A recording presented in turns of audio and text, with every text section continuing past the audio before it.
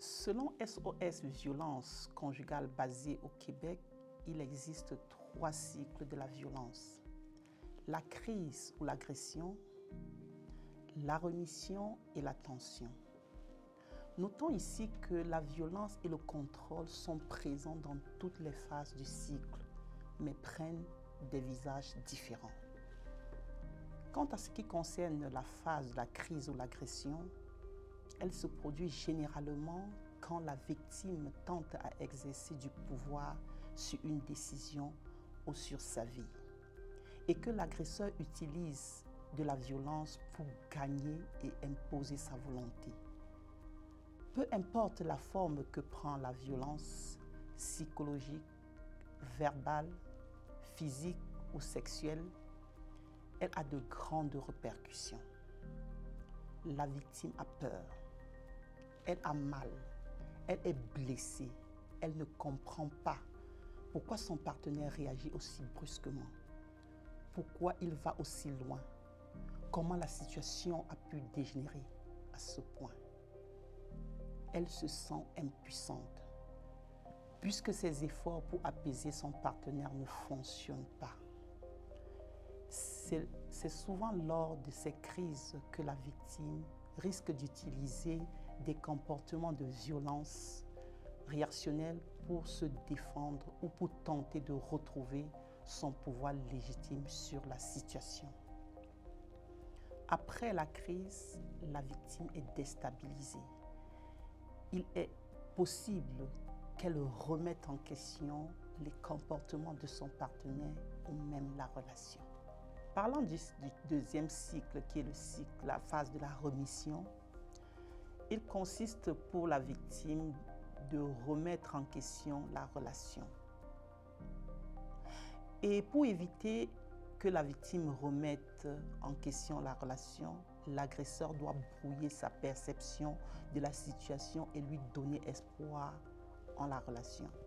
L'agresseur peut reconnaître certains torts et même s'en excuser. Il le fait cependant de façon à minimiser la gravité de la violence exercée ou en normalisant ses comportements.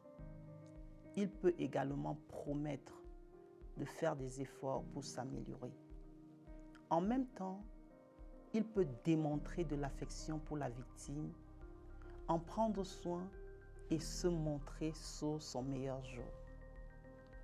La souffrance de la victime s'atténue.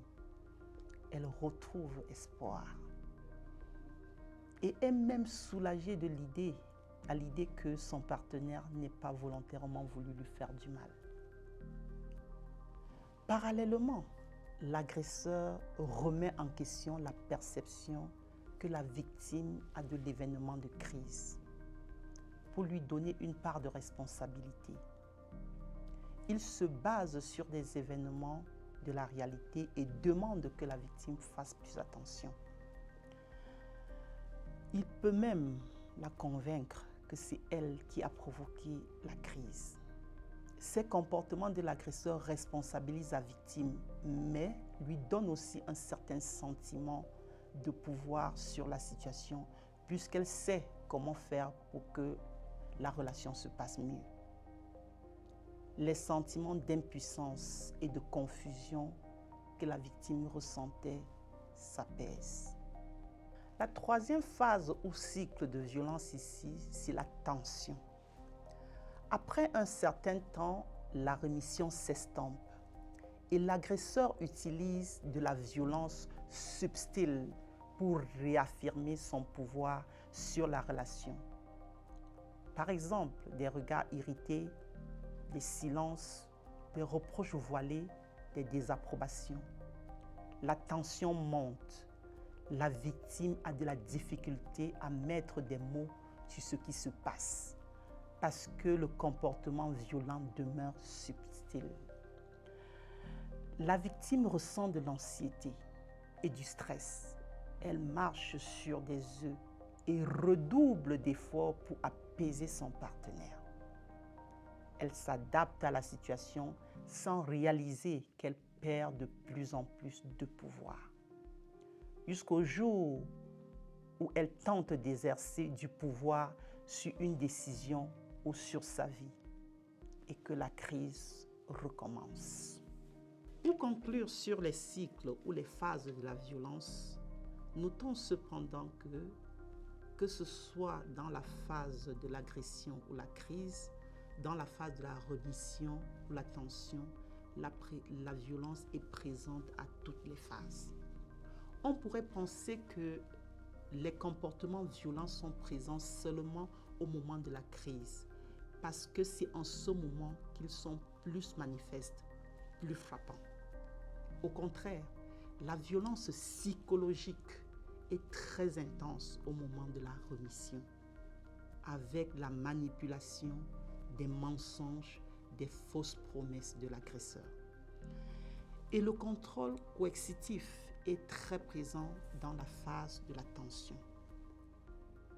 Chaque phase contribue au maintien et au renforcement de l'emprise et la victime n'a jamais de réelle pose face à la violence, surtout quand il s'agit de la violence conjugale.